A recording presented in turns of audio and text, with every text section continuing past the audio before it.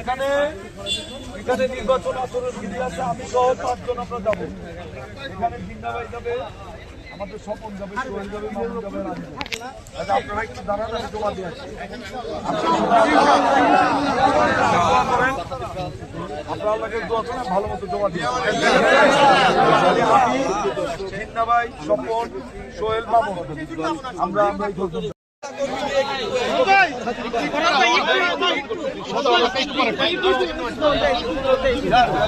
দেওয়ার পরে জমা দেওয়ার পরে নিরিবিলি নিম উপরে